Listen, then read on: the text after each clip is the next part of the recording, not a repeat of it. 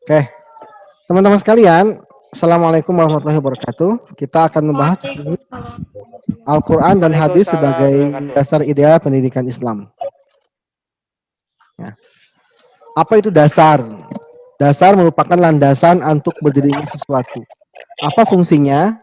Memberikan arah kepada tujuan yang akan dicapai, sekaligus sebagai landasan untuk berdirinya sesuatu.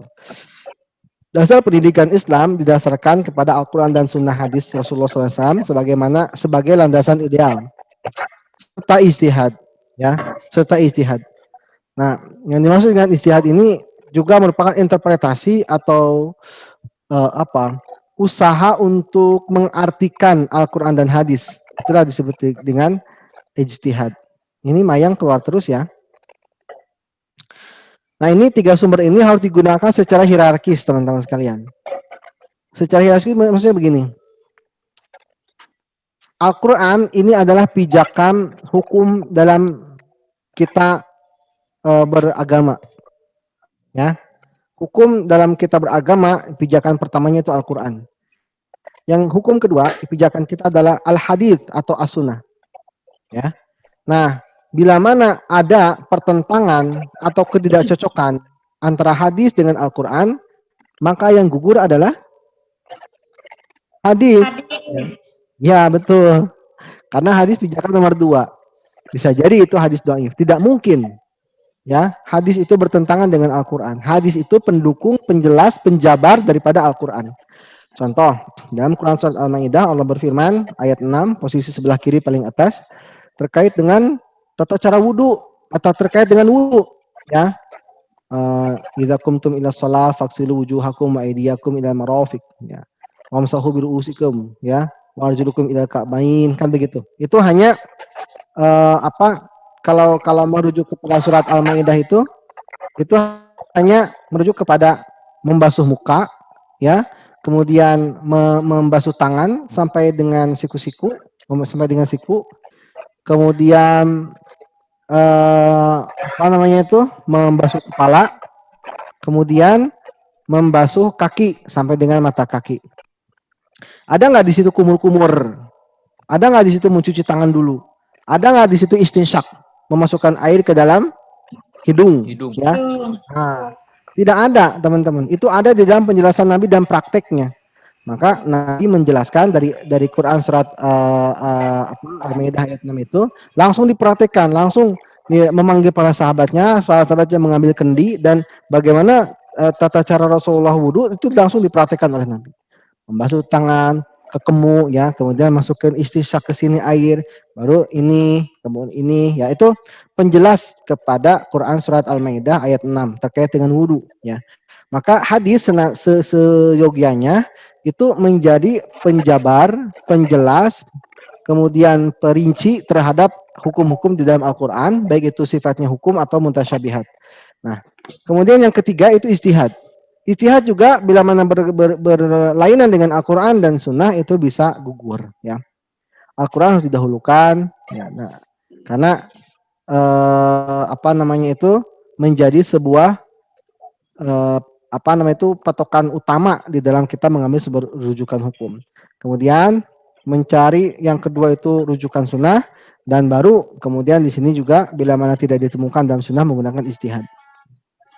Sunnah tidak bertentangan dengan Al-Quran dan ijtihad tidak boleh bertentangan dengan Al-Quran dan Sunnah Rasul. Ya.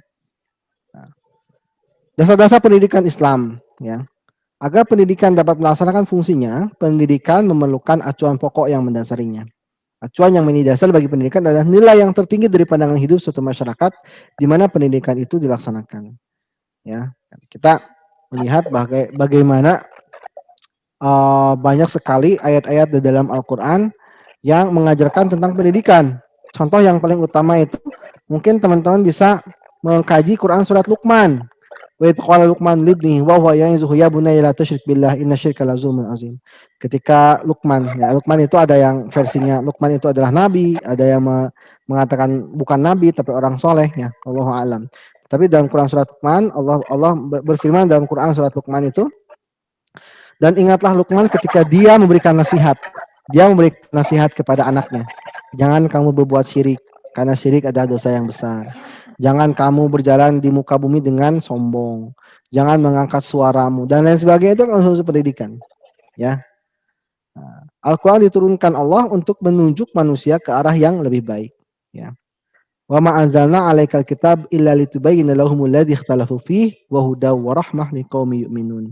Kami tidak menurunkan kepadamu Al-Quran melainkan agar kamu dapat menjelaskan kepada mereka apa yang mereka perselisihkan dan menjadi petunjuk dan rahmat bagi orang-orang yang beriman. An-Nahl ayat 64.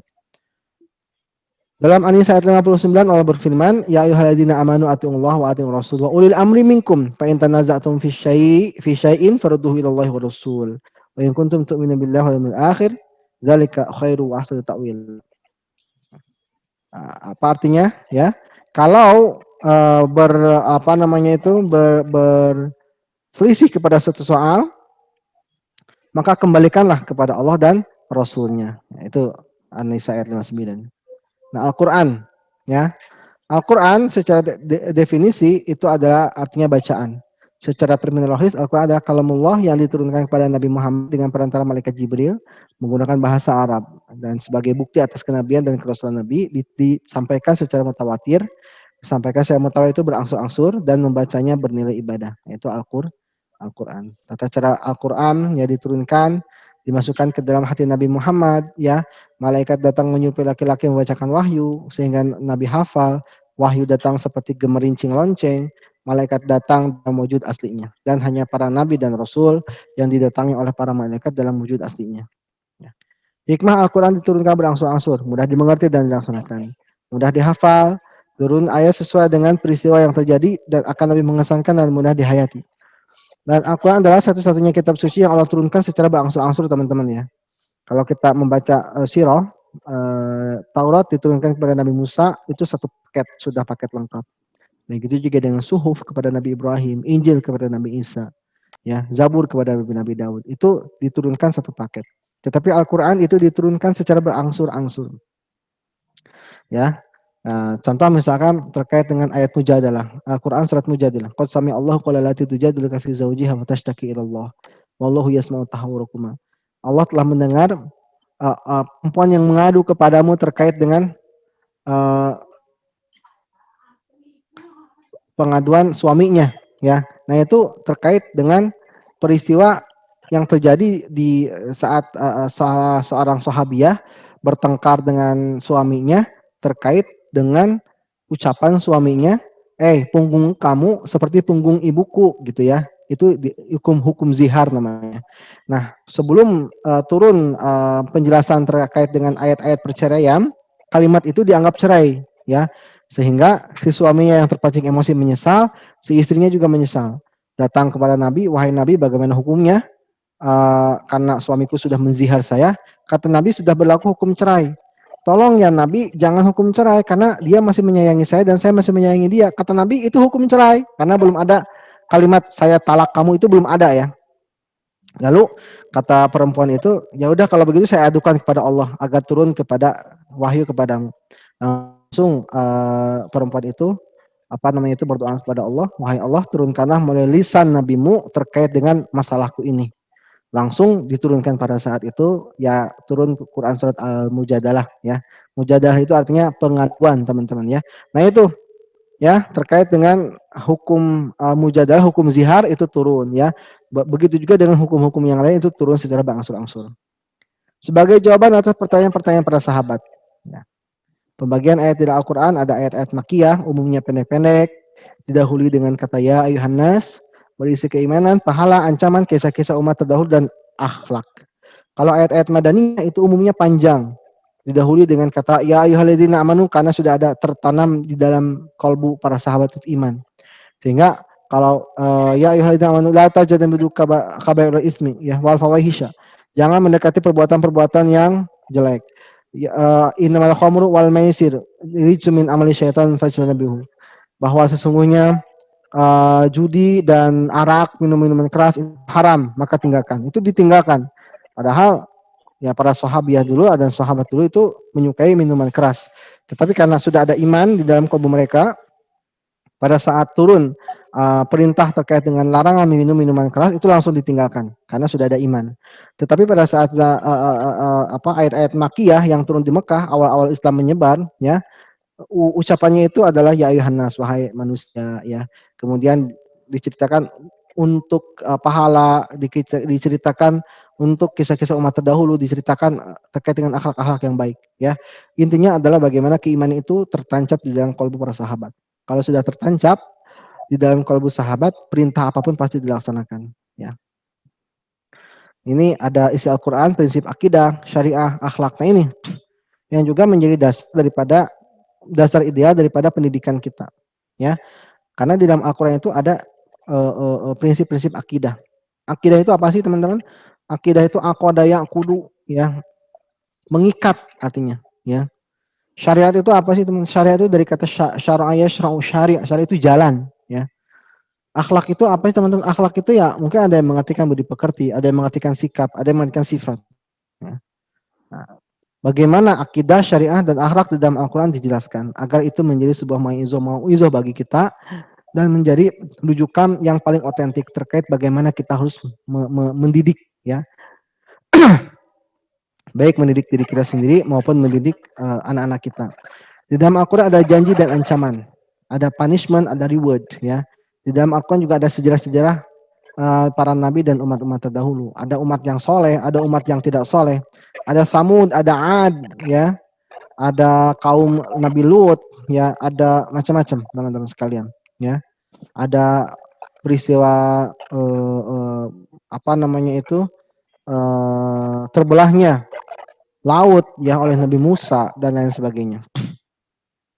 Berita tentang zaman yang akan datang, ya, berita tentang akhirat, berita tentang akhir zaman, berita tentang Al-Qari'ah. Al-Qari'ah itu apa? Hari kiamat. As-Sa'ah, asal juga sama hari kiamat, ya. Prinsip-prinsip ilmu pengetahuan, nah ini teman-teman, ya. Nah, dalam Quran surat Isra Allah berfirman, ya ma'syarul jinni wal insi in istata'tum an tanfudhu min aqtaris samawati wal ard fanfudhu la tanfudhuna illa bisultan. Wahai sekalian jin dan manusia, ya, kalau kalian bisa untuk menembus langit maka tembuslah. Kali-kali tembus langit tidak akan tertembus kecuali dengan sultan. Sultan di sini ada yang mengartikan kekuasaan Allah, sultan di sini ada yang mengartikan ilmu, ya. Maka bagaimana langit sekarang bisa ditaklukkan dengan manusia terbang itu karena ilmu, teman-teman. Dulu belum ada yang bisa terbang, tapi sekarang aviation atau dunia penerbangan sekarang begitu canggih, ya teman-teman. Nah, di dalam Al-Quran juga ada terkait dengan informasi laut. Wah, karena 70% dari bumi ini isinya laut, 30% isinya daratan. Bagaimana seorang nabi yang tinggal di gurun, ya, itu bisa mengetahui detail terkait dengan laut. Itu tidak akan terjadi kalau ini bukan wahyu, teman-teman, ya. Ada juga sunatullah, ya, terkait dengan hukum-hukum Allah, ya. Contoh sunatullah, kalau api itu sifatnya panas, air sifatnya dingin, ya. Dikombinasikan keduanya, di nahar cai jadi panas, ya. Cairnya panas gitu, ya. Kemudian sunatullah itu kalau, ya, terkait dengan kepastian hukum Allah Subhanahu wa taala, kecuali misalkan kejadian-kejadian tertentu. Contoh misalkan api tidak bisa membakar Nabi Ibrahim, ya. Padahal api sifatnya panas. Tapi di sini Allah sendiri yang berkuasa agar ya naru kuni bardan wa salaman ala Ibrahim. Wahai api, jadilah kamu selamatkanlah Nabi Ibrahim dan jadilah kamu dingin, ya. Maka ketika Nabi Ibrahim itu dibakar di tengah-tengah kaum jahiliyah pada saat itu, bukannya menangis, bukannya teriak panas, tapi menggigil, teman-teman, ya, karena dingin, ya. Yang terbakar itu hanya tali yang mengikat Nabi Ibrahim kepada tiang, itu yang terbakar, yang lainnya utuh, ya. Tidak ada sedikit pun yang terbakar. Nah, kok bisa? Padahal sunatullahnya api itu panas dan apapun yang terbakar oleh api bakal jadi hangus, sedangkan Nabi Ibrahim tidak. Itulah kekuasaan daripada Allah. Nah, selain daripada itu, ya, mengikuti sunatullah. Saya pengen seperti Nabi Ibrahim, ya, misalkan, ya, ngumpulkan naon teh sebutna teh hawu, ya, kemudian membakar diri sendiri, itu mah, ya, TOL itu mah, ya, teman-teman. Karena sunatullahnya karena dia pengen seperti Nabi Ibrahim, ya, padahal itu mencelakakan diri sendiri. Nah, fungsi Al-Quran, mau izoh atau pelajaran, syifa sebagai penyembuh, hudan sebagai petunjuk, rahmat sebagai rahmat, musadik dan muhaimin, ya. Hudan bayinat dan furqan, tibyan penjelasan ya. Busyra sebagai busyra itu kabar gembira. Ya. Segala kegiatan dan proses pendidikan Islam harus senantiasa berorientasi kepada prinsip dan nilai-nilai Al-Qur'an. Dalam Al-Qur'an ya, beberapa hal yang sangat positif guna pengembangan pendidikan seperti penghormatan pada akal manusia. Banyak sekali afala taqilun, afala tadabbarun, afala tafakkarun itu ada. Bahkan Al-Qur'an menyuruh manusia untuk mengeksplorasi dunia ya. Misalkan begini, dalam Quran apa itu ya? Kalau saya tidak salah itu begini bunyinya. Siru fil ard, fanzur siru fil ard. Ya, jelajahi olehmu bumi, ya. Jelajahi olehmu bumi. Jadi menjelajahi bumi seperti yang dilakukan oleh Ibnu Batutah, ya, explorer Muslim, itu disunahkan oleh Al-Qur'an. Ya, teman-teman ya. Nah, jadi agar terus senantiasa dia menambah pengetahuannya. Di dalam Al-Quran juga ada bimbingan ilmiah, tidak menentang fitrah manusia dan memelihara kebutuhan sosial. Nah, kebutuhan sosial itu apa sih teman-teman? Kebutuhan sosial itu ya bermasyarakat, ya, berpendidikan, memiliki akses kesehatan, itu kebutuhan sosial. Ya, terkait juga dengan berekonomi, itu juga kebutuhan sosial dan juga kepemimpinan. Al-Quran memiliki pemandangan yang luas, besar bagi pengembangan kebudayaan umat manusia. Ya, ini tidak bisa dipungkiri. Nah, teman-teman tahu nggak? Pada masa fatrah itu adalah kekosongan Nabi dari mulai Nabi Isa diangkat oleh Allah ke langit sampai dengan Nabi Muhammad diutus 570 tahun kemudian atau hampir setengah milenium lebih ya, 570 tahun ya, dari Nabi Isa sampai dengan Nabi Muhammad itu tidak ada lagi nabi yang diturunkan oleh Allah. Manusia itu seperti binatang. Contoh mungkin teman-teman bisa melihat Kolosium di Roma ya, atau teman-teman pernah melihat film Gladiator ya di TV atau di internet, di mana manusia itu berantemnya sama harimau atau sama singa ya, atau manusia dengan manusia saling membunuh ya, saling membunuh, dicincang ya, tapi disorakan ku jelema. Wah, mana rasa manusiawinya? Mereka manusia tapi tidak memiliki rasa manusiawinya. Ya inilah karena hilangnya tuntunan ilahi dari itu disebutnya masa fatrah teman-teman ya, masa kekosongan kenabian ya. Nah, ketika itulah kemudian Allah menurunkan Nabi Muhammad dengan Al-Qur'an untuk membimbing manusia kembali kepada jalan yang benar ya. Ia merupakan sumber pendidikan yang lengkap, baik pendidikan sosial, moral, spiritual, material serta alam semesta ya. Al-Quran sumber nilai yang absolut dan utuh. Eksistensinya tidak mengalami perubahan. Yang berubah, yang berkembang adalah tafsir terhadap Al-Quran itu sendiri. Ya, kemungkinan terjadi perubahan hanya pada interpretasi manusia yang tadi saya sebutkan ya. Nah, pelaksanaan pendidikan Islam itu harus mengacu kepada sumber yang termuat kepada Al-Quran. Kalau ini berkaitan dengan pendidikan Islam, ya, dengan berpegang teguh kepada nilai-nilai yang terkandung dalam Al-Quran, terutama dalam pelaksanaan pendidikan Islam, ya, mengarahkan manusia bersifat dinamis, kreatif, mampu mencapai esensi nilai-nilai ubudiyah kepada penciptanya. Jadi belajar teh tujuan teh untuk mendekatkan diri kepada Allah, ya. Tujuan pendidikan Islam yang termuat di dalam Al-Quran. Semakin kita berilmu, kita harus semakin takut sama Allah gitu. Semakin kita berilmu, kita harus semakin dekat kepada Allah, bukan ngejauhan ya. Gitu. Semakin kita berilmu, kita harus semakin memiliki akhlak yang mulia. Kira-kira seperti itulah, teman-teman. Maurice Shale mengagumi isi Al-Quran dan berkata Al-Quran kitab suci yang objektif, memuat petunjuk bagi pengembangan ilmu pengetahuan yang modern. Itu orang non-muslim, orang non-believer, mereka berpikir objektif ya terkait dengan Al-Quran ya. Kandungan ajarannya sempurna, tidak bertentangan dengan hasil sains modern. Di dalam Quran surat Al-Mu'minun ayat berapa ya? 12 atau 13 ya.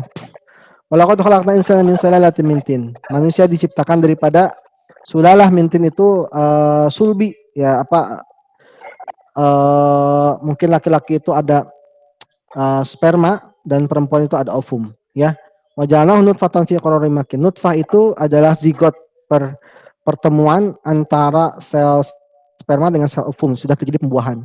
Summa khalaqna nutfah alaqatan wa khalaqna alaqatan mudghah fa khalaqna mudghatan izama fa qasana izama lahma thumma ansha'nahu khalqan akhar. Dari mulai nutfah terbentuk menjadi daging, dari daging menjadi tulang, dari tulang belulang ya menjadi makhluk mutakhir Dan itu teman-teman sekalian di dalam Quran surat Al-Mu'minun itu tidak tidak itu dijelaskan oleh Allah secara berurutan, ya. Dari mulai zigot sampai makhluk sempurna itu dijelaskan secara berurutan tahapan-tahapannya dan baru terbukti, ya, di awal abad 20 terkait dengan penciptaan manusia. Bagaimana dia bermula sampai dengan menjadi bayi yang siap dilahirkan itu sama dengan apa yang dijelaskan oleh Al-Qur'an. Ya, ini terjadi 14 abad yang lalu di mana belum ditemukan mikroskop, ya, belum ditemukan ilmu medis yang modern, tapi dijelaskan begitu detail. Ya, penafsiran terhadap ide yang termuat dalam Al-Quran sesuai dapat berkembang dengan pesat dan memainkan perannya dalam membangun dunia ini. Ya. Nah itu Al-Quran ya teman-teman ya. Kenapa Al-Quran wajib dijadikan sebagai pijakan utama terkait dengan pendidikan Islam. Yang kedua adalah as-sunnah atau al-hadis. Ya. Etimologinya sunnah itu adalah jalan, tradisi, undang-undang, cara. Sedangkan hadis itu baru dekat kabar dan lain-lain. Terminologis, sesuatu yang berasal atau dinukil dari Nabi. Baik itu perkataan, perbuatan maupun tentang beliau itu disebut sebagai al-hadis atau as-sunnah. Ya. Istilah yang hampir identik hadis, as-sunnah, hadis, khabar, dan athar. Bagian-bagian sunnah itu ada sanad, yaitu penyambung, ya. Contoh begini, misalkan di kelas kita ini.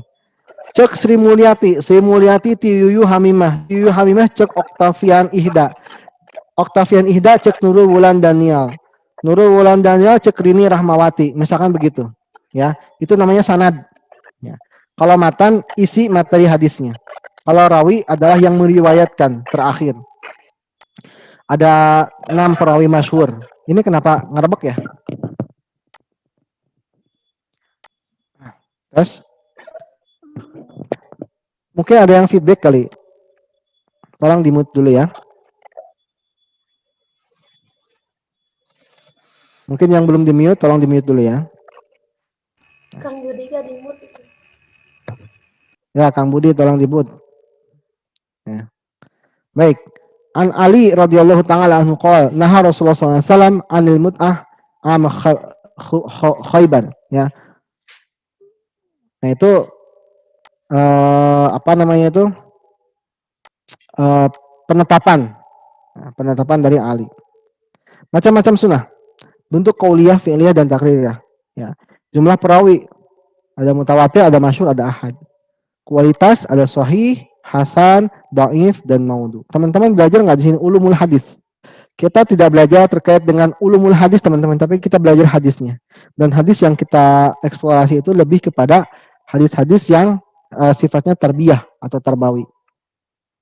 Ini mungkin preface atau apa namanya itu refreshment lah, ya. Mungkin teman-teman sudah belajar ulumul hadis sebelumnya, ya. Diterima atau tidaknya makbul atau mardud, orang yang berperannya marfu, mauquf atau maqtu, ya. Pembagiannya mu'an'an munqati. Nah, ini kita tidak bahas lebih jauh karena kita belajarnya bukan ulumul hadis. Fungsi sunnah terhadap Al-Qur'an seberhukum kedua, ya, atau takkid. Takkid itu penegasan, bayan penjelas, ya.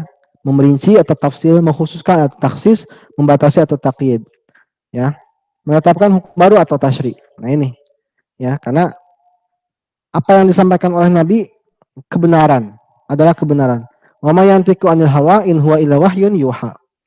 Nabi itu kalau berbicara itu bukan didasari atas hawa nafsunya, tapi berdasarkan atas wahyu, teman-teman. Maka Nabi sangat berhati-hati sekali dalam mengucapkan tertentu. Karena ucapannya Nabi tahu bahwa ucapannya itu akan menjadi hukum.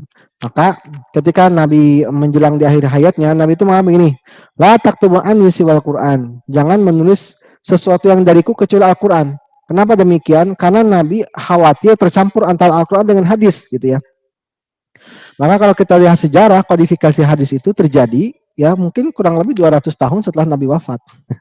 Ya, imam-imam itu hadir karena para tabi'in, ya, masuknya tabi'in atau tabi'in itu hadir 200 tahun setelah Nabi wafat.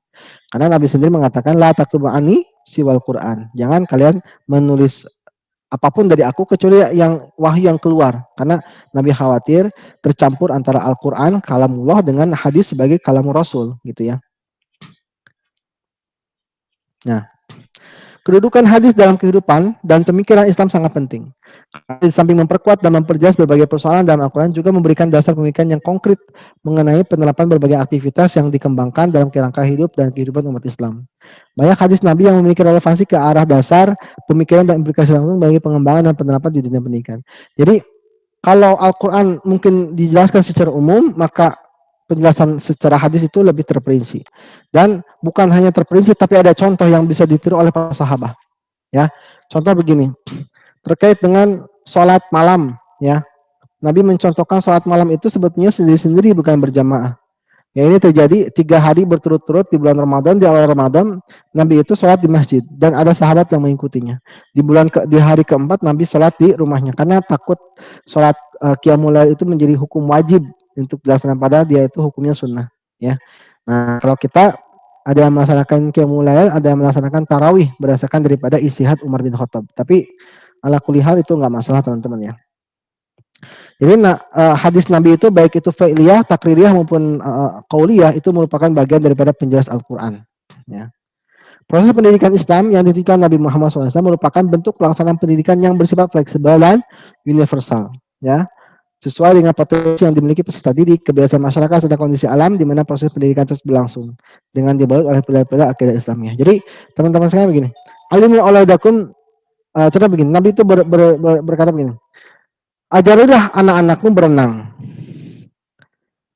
ajarilah anak-anakmu berkuda, ajarilah anak-anakmu memanah. Ini kesemuanya ini aktivitas fisik teman-temannya. Contoh berenang itu menguatkan fisik dari berbagai, dari mulai kepala sampai kaki itu kena semua dengan berenang. Artinya semua bergerak. Kalau panah itu melatih konsentrasi. Ya, bagaimana membidik target, ya, gitu kan. Nah, itu melatih konsentrasi, ketenangan, kesigapan, itu dilatih di panah. Kalau berkuda, wah itu melatih kesigapan, yang melatih keseimbangan, balancing antara kiri dan kanan. Mungkin teman-teman yang pernah berkuda ya, bahwa stay di kuda, yaitu kalau tidak biasa itu bisa jatuh ke kanan atau ke kiri. Maka berkuda itu harus kuat. Ya. Nah, tapi di sisi lain Nabi juga mengatakan, alimu auladakum ya bil Quran, ajari anak-anakmu dengan Quran, ajari anak-anakmu menulis, ajari anak-anakmu berhitung. Itu ada dalam hadis-hadis ya, untuk menguatkan kognitifnya. Jadi dalam hadis itu banyak sekali ya perintah Nabi berkaitan dengan tuntutan mencari ilmu. Kewajiban mencari ilmu itu wajib untuk setiap muslim-muslimah, bahwa barang siapa yang keluar untuk mencari ilmu dia sama dengan jihad fisabilillah ya. Kemudian belajar itu bukan hanya kognitif tapi juga fisik ya. Dan seperti itulah bagaimana Nabi mempersiapkan umatnya agar siap atau ready dengan berbagai situasi dan kondisi apapun. Nah, ini kalau kita lihat sirah ya, bagaimana pendidikan Islam pada saat periode Makkiyah, bagaimana Nabi mendidik sahabat-sahabatnya agar siap ya, bagaimana mendidik akidah mereka, bagaimana mendidik akhlak mereka, bagaimana mendidik jasmani mereka. Bayangkan teman-teman sekalian, ada masa embargo selama kurang lebih 10 tahun ya. Dan para 10 tahun itu luar biasa lah. Eta namun cek urang titik kritis Nabi dan para sahabat. Bahkan sampai mereka itu memakan akar. Ya kalau itu ada pohon itu di kulit pohon itu dipotong ya, kemudian direbus atau dibakar, yang penting bisa dimakan untuk bertahan hidup teman-teman. Karena di embargo ya, kurang lebih 10 tahun, bisa kurang atau bisa lebih ya. Itu bagaimana ya akan berhasil para sahabat itu kalau akidahnya tidak kuat. Ya, nah, maka ada sih yang kembali ada ya, tapi kebanyakannya itu tetap ya. Itu bagaimana kuatnya pendidikan iman yang diberikan Nabi kepada para sahabatnya. Ya. Pada saat periode Madaniyah seperti apa? Mada pendidikannya lebih diberikan pada pengenalan hukum, pendidikan keluarga, pendidikan masyarakat, dan sopan santun atau adab. Nah ini sudah bergeser. Kalau iman sudah tertanam, ya level selanjutnya bagaimana mendidik sahabat dan keluarganya, keluarga para sahabat itu lebih didekatkan pada menerapkan hukum-hukum Islam, ya. Pendidikan keluarga bagaimana menjadi keluarga yang sakinah mawaddah warahmah, pendidikan keluarga, ya pendidikan masyarakat dan adab. Nah, dengan mengacu pada pola ini, menjadikan pendidikan Islam sebagai pilihan yang tangguh dan adaptif dalam menghantarkan peserta didiknya membangun peradaban yang bernuansa Islam. Ingat teman-teman sekalian, kita itu berkuasa, namun tiang berkuasanya. Islam itu berkuasa itu berabad-abad. Contoh kalau kita menghitung ya, dari mulai masa nubuwah selesai, kemudian masuk kepada masa Khulafaur Rasyidin, dari mulai Abu Bakar sampai dengan Hasan yang berumur 6 bulan. Itu kurang lebih 30 tahun. Kemudian Allah mengganti dengan sistem yang lain, yaitu sistem daulah, ya, dari mulai daulah Umayyah, Abbasiyah, dan yang terakhir itu daulah Turki Utsmani 1924 baru runtuh gitu ya. Nah, kalau dari 1924 hitungannya Islam tidak memiliki pemimpin dan tidak memiliki kepemimpinan secara internasional, maka kita itu tidak memiliki pemimpin kurang lebih sekitar ya, mau 100 tahun atau 98 tahun lah. Kalau acuannya 1924 tidak ada kepemimpinan, berarti kita tinggal menunggu 2024 ya, baru 100 tahun ya. Nah, jadi teman-teman sekalian, kita itu lebih lama dididik oleh Islam sehingga melahirkan generasi yang hebat. Bayangkan, Usamah bin Zaid itu menjadi panglima perang di usianya yang baru 17 tahun ya. 17 tahun saat ini generasi kita itu masih tiktokan. Dulu Usamah bin Zaid itu 17 tahun itu sudah memimpin pasukan perang gitu ya. Kok bisa? Nah, ini pendidikan Islam yang berhasil ya. Begitu juga melahirkan banyak sekali pemimpin-pemimpin Islam yang masih muda-muda tapi sudah diwarisi oleh banyak amanah ya. Contoh misalkan memegang panglima perang, menjadi gubernur itu lazim, berusia muda itu lazim. Tapi kenapa sekarang seperti keterlambatan dewasa? Ini yang harus kita evaluasi bersama-sama terkait dengan pendidikan. Ya, bagaimana Islam itu yang menyediakan begitu lengkap ya hidayah dari Al-Quran dan Sunnah itu kok bisa mundur. Nah inilah teman-teman sekalian yang titik kritis yang harus kita pelajari dan eksplorasi bersama. Demikian teman-teman sekalian materi kita terkait dengan Al-Quran dan hadis sebagai pijakan ideal dalam pendidikan Islam.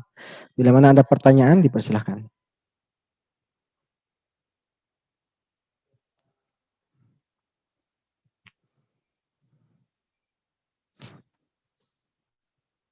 Pada pakai enak. Ada yang mau bertanya?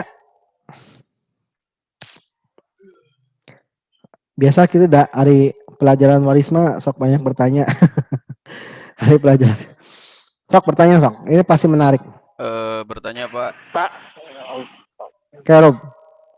Pertanyaannya gini Pak, untuk pelajaran hadis tarbawi kita ke depan sampai akhir itu perihal kualitas hadisnya, apakah memang kita akan berfokus kepada hadis sahih semua atau mungkin ada hadis di luar sahih gitu Pak yang akan nanti dibahas gitu Pak, seperti itu. Hadis di luar sahih mah gue sahih ya tuh. Ya maksudnya yang goir sahih apakah mungkin akan jadi pembahasan gitu Pak ke depan? Ya. Ada kitab namanya Fadailul A'mal. Fadailul A'mal itu memuat banyak-banyak hadis dhaif secara sanad tapi secara matan bagus. Contoh An-Nazafatu minal iman itu hadis dhaif itu. Bahkan itu dicari siapa perawinya itu tidak ditemukan, tapi ada dalam kitab Fadailul A'mal. Nah, kita mencari di dalam hadis itu 1 atau 2 hadis lah cukup menurut saya sih. Ya, 1 atau 2 hadis kemudian kita eksplorasi dan ditambah dikuatkan oleh Al-Quran ya, kalaupun teman-teman menemukan. Tetapi intinya adalah bagaimana memahami hadis tersebut dan mengeksplorasi sesuai dengan subjudul yang teman-teman mendapat tugas dari situ. Itu Rub, ya. Jangan pakai hadis dhaif lah. Banyak kok hadis sahih ya. Siap. Makanya silakan datang ke perpustakaan, insya Allah banyak buku di situ. Oke, ada yang lain, Rahmat? Ya Pak, izin bertanya Pak, mengenai hadis yang doif itu Pak seperti apa gitu ciri-cirinya gitu, hadis doif gitu, yang palsu gitu. Ya. Baik Rahmat Taufik, ya itu masuk dalam mata kuliah Ulumul Hadis itu ada, ya. Tapi baik akan saya jelaskan sedikit. Hadis doif itu, ya, itu memiliki kualitas.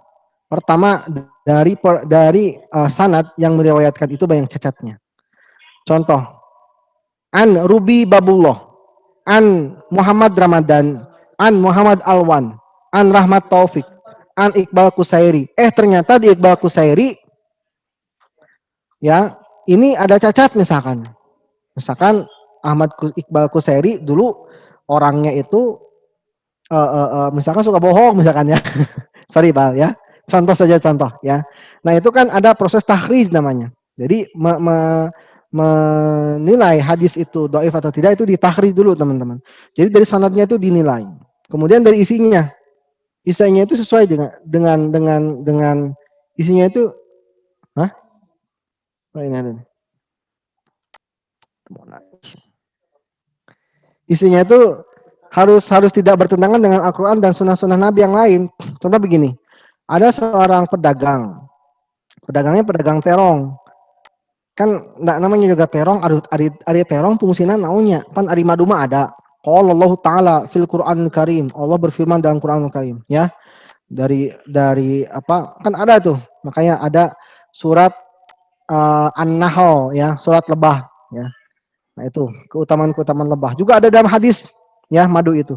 Tapi ada terong naonnya. Aduh, urang kudu ngarah laku kumaha ieu caranya. Akhirnya dia memakan hadis. Qala Rasulullah sallallahu alaihi wasallam. Berkata Rasulullah, bersabda Rasulullah, "Al-badinjan dawaun min kulli da'in." Terong itu menjadi obat dari segala penyakit nanya. Karena terong itu bahasa Arabnya badinjanun gitu ya. Dia bilang begitu, biar apa? Biar terongnya laku. Jadi dia membuat hadis palsu, ya.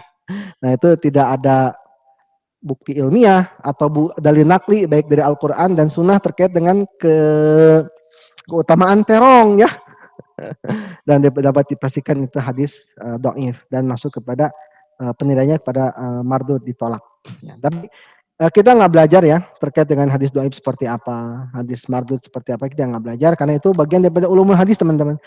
Mari kita spesifik karena cakupan kita itu banyak ya, maka kita lebih spesifik kepada hadis yang berkaitan dengan tarbiyah pendidikan saja. Ya, nah tadi saya sudah menyampaikan prolog terkait dengan Al-Quran dan Sunnah itu sebagai pijakan ideal bagaimana pendidikan Islam itu dibangun teman-teman ya. Nah sekarang apakah pendidikan kita dibangun berdasarkan Al-Quran dan hadis? Nah itu kan pertanyaannya. Ya, apakah teman-teman kuliah itu dibangun berdasarkan Quran dan hadis gitu ya? Sehingga potret pendidikan seperti ini. Nah itu kan titik kritis kita. Oke, itu saja teman-teman. Mudah-mudahan menjawab. Ada yang lain? Izin bertanya Pak. Ya ada. Ya. Kan barusan disinggung sama Bapak, apakah di negara kita atau di kampus kita itu sudah pendidikannya itu sudah kepada Al-Quran dan hadis gitu kan. Nah, jadi kalau semisalkan itu pendidikan secara Al-Quran dan hadis itu secara spesifiknya itu kan seperti apa gitu. Jadi kan kalau semisalkan kalau dilihat dari segi apa ya, kalau dilihat dari segi itu ya pasti ada dalam tatanan Al-Quran dan hadis juga gitu kan. Nah jadi kalau itu lebih spesifiknya, lebih idealnya itu seperti apa gitu pendidikan yang Islami itu. Baik teman-teman sekalian ya. Terima kasih pertanyaannya, ini bagus sebenarnya. Apakah kita khususnya di SAI sudah berpijak kepada Al-Quran dan hadis? Nah ini menarik teman-teman sekalian. Karena di satu sisi kita sebagai dosen pengajar juga wajib bagi kita untuk melampirkan silabus. Apakah silabusnya harus sudah sesuai dengan Al-Quran dan hadis gitu ya? Baik, ini pertanyaannya cukup khusus, tetapi pondasinya itu umum sebetulnya. Contoh begini, mengambil ayat Al-Quran dan hadis terkait dengan pendidikan itu lazim bagi kita dosen SAE karena mengajar agama ya. Nah, apa yang diajarkan di dalam Al-Quran dalam hal pendidikan? Apa yang diajarkan di hadis-hadis Nabawi terkait dengan pendidikan? Ya, contoh misalkan, apa yang menjadi larangan, apa yang menjadi perintah, apakah dilaksanakan? Contoh begini, di dalam kurikulum pendidikan kita, bagaimana kearifan lokal itu tidak bertentangan dengan syariat. Contoh misalkan begini, hari nelayan itu biasanya ya di Pelabuhan Ratu itu suka motong kepala kerbau ya, dan diluring ke laut ya. Nah, pertanyaannya ya, dalam kurikulum kita itu kan kearifan lokal, kebudayaan lokal, tapi bertolak belakang dengan syariat, di mana pertama ada kesyirikan di situ, ada unsur kesyirikan ya, persembahan ya, kepada dewa atau kepada Nyi Roro Kidul dan lain sebagainya. Yang kedua, kemubaziran, karena kan itu kalau kepala kerbau di sate enak kali ya. Nah, itu intinya. Nah, itu bertentangan dengan syariat. Tetapi bagaimana kurikulum kita itu melihatnya sebagai kearifan lokal. Nah, berarti kurikulum itu tidak berdasarkan kepada Al-Quran dan hadis. Nah, gitu. Nah, kalau ada sebuah kurikulum yang bertentangan dengan Al-Quran dan hadis, maka dia tidak berpijak kepada Al-Quran dan hadis. Mungkin simpelnya seperti itu, Ida. Ya, kita belajar toleransi. Toleransi itu bagaimana sih Al-Quran menjelaskan terkait dengan toleransi. Lakum dinukum waliyadin kok. Ya, bagimu agamamu, bagiku agamaku. Betul nggak? Ya. Betul. Nah, Betul, Pak. tapi jangan sampai toleransi itu begini. Saya mempelajari nyanyian-nyanyian di gereja Anda. Saya ikut ibadah hari Minggu karena saya bertoleransi, ya. Dan Anda ikut sholat Jumat, apa itu toleransi? Enggak kan? Nah, itu toleransi yang apakah jihad seperti yang disampaikan? Contoh begini, jihad itu teman-teman sekalian, ya, kalau mau kita mengacu kepada Al-Quran dan hadis, itu terbagi dua. Jihad ofensif, jihad defensif. Jihad memang harus bertempur di jalan Allah karena memang itu ada perintahnya. Bagaimana kita bersorak-sorak jangan sampai jihad, tetapi ketika ada peristiwa yang mengatasnamakan jihad dalam tanda petik misalkannya seperti terjadi di Poso di mana gitu, itu dianggap sebagai radikalisme atau tindakan terorisme. Tapi kita menyaksikan umat Islam di Palestina itu ditembaki itu ya oleh pasukan Israel atas nama occupation atau kependudukan, karena mereka ingin menduduki Palestina lebih banyak lagi, itu tidak dianggap sebagai terorisme. Sakumaha itu. Kita menginterpretasikan jihad itu apa hanya jihad melawan hawa nafsu, kan gitu ya. Maka seruan jihad di Indonesia bisa berbeda dengan seruan jihad di Palestina misalkan, karena kebutuhannya berbeda. Ya, kalau kita negara yang damai, ya, dan umat Islam sangat diakomodir terkait dengan menjalankan syariatnya. Ya, maka jihad pengertian ofensif itu tidak berlaku, tapi jihad defensif yang harus kita sampaikan itu nahi munkarnya gitu ya, amal ma'ruf dan nahi munkarnya. Itu jihad yang apakah kurikulum kita mengatasnamakan semua jihad ofensif itu sebagai sebuah kemungkaran atau sebagai sebuah kesalahan? Nah, itu juga patut dievaluasi gitu kan.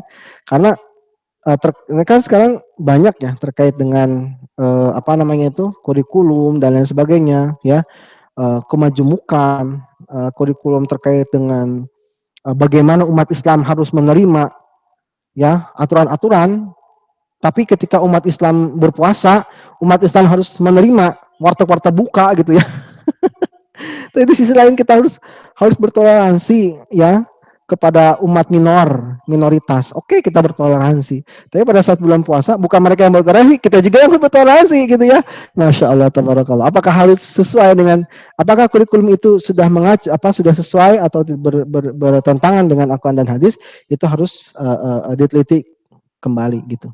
Itu Octavian Ida yang harus yang mungkin bisa saya jawab. Jadi ketika kurikulum kita yang khususnya di SCAI itu bertentangan dengan Al-Quran dan Sunnah, maka itu tidak mengacu kepada kurikulum pendidikan Islam kayak gitu. Tapi bila mana mengacu kepada Al-Quran dan hadis, silabusnya, kurikulumnya, maka itu sudah mengacu seperti itu. Ya, intinya adalah bagaimana perkuliahan kita itu pertama membentuk insan cendekia. Insan cendekia bukan hanya dari segi kognitifnya, tapi dari segi akhlaknya. Kita mengajar ya, mendidik anak-anak, mendidik teman-teman mahasiswa itu bukan hanya semata-mata untuk mendapatkan gelar SPDI atau SPD ya, tapi bagaimana menjadi orang yang bermanfaat baik bagi dirinya, keluarganya dan masyarakat. Demikian, mudah-mudahan Octavian Ida menjawab. Kalau tidak puas silahkan datang ke MK. Siap, Pak. Ada pertanyaan yang lain?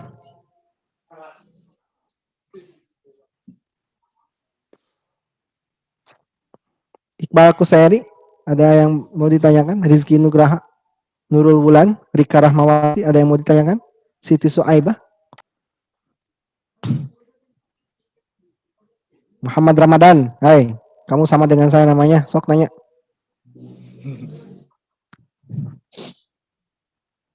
Oke. Baik. Kalau tidak ada pertanyaan teman-teman sekalian, begini. Rabu depan itu sudah mulai presentasi ya. Untuk kelompok pertama saya ingatkan untuk mempersiapkan sebaik-baiknya, kirimkan ya PowerPoint dan makalahnya dalam bentuk Word itu ke saya melalui WA ya. Minimal 3 hari sebelum kita presentasi untuk bisa saya baca dulu ya. Dan untuk bisa saya evaluasi apakah perlu ditambah atau cukup atau dikurangi gitu ya. Nah, tapi insya Allah, 3 hari sebelum ya, ya kalau kita hari Rabu kan berarti hari Minggu, insya hari Allah. Ahad. Kamu ya? Iya. Sri kamu ya? Pak, ini Sri Mulyati, ini presentasi hari Minggu. Kalau udah selesai sekarang, kirim sekarang ke WA saya, ya, seperti itu. Atau ya bisa ke WA saya, juga buat teman-teman yang ingin membaca, boleh di-share di grup, ya. Tapi intinya harus dipersiapkan, jangan SKS sistem kebut semalam. Ya. Oke. Nah, untuk Rabu depan itu serentak ya, Pak? Pengumpulan Enggak. tugas. Enggak. Rabu depannya lagi. Karena kan kita mah kepotong karena eta teh ya, karena apa? Libur teh ya. Oh, iya, Karena iya, kalau Pak. ya karena sebetulnya ini kan harusnya pertemuan kedua, ya pertemuan Sri ini sekarang teh nih. Tapi Ya. karena kemarin libur, ini masih saya, gitu ya. Dan kayaknya ada satu kelompok yang presentasi di satu hari itu dua kelompok. Ada satu hari yang presentasi 2 kelompok. Nanti itu mah di akhir aja. Ya, Pak. Oke. Ahad, Ada. Pak. Allah. Gimana? Deadline. Hari Yang Ahad. deadline. Mohon, Pak. Masih banyak sekarang. Masih banyak waktu. Ya, Ya, pergunakan sebaik mungkin. Ada pertanyaan yang lain dari teman-teman? Kalau tidak ada, saya cukupkan sampai jam 3. Cukup? Tidak? Cukup, Pak. Baik. Terima kasih teman-teman atas perhatiannya. Dan saya sekali lagi daftar hadir. Yang belum siapa? Semua udah ya? Semuanya udah ya? Nugraha. Udah, Rizky Anugrah. Rizky. Udah tadi. Rizky Anugrah belum? Rizky Anugrah Putra ya? Ya, Bentar lagi? ada. Pak, ayo, Pak. Oke. Kamu kemana aja Rizky? Telat wae. Rabu depan kita. Rabu depan kalau nggak salah kebagian kita online ya. Kita kebagian online. Luring. Offline, ya offline sorry. Ya. Rabu depan offline. Aduh, mantap. Kok ngantuk sih? Mantap, Bapak. Ya ampun, Ada lagi yang belum ke absen ya? Cukup semua. Neng Gina sama, Pak. Udah. Siapa namanya? Udah. Neng Gina Gina sama. sama udah Neng. Udah. Tenang we Neng. Oke, kalau cukup Mulia.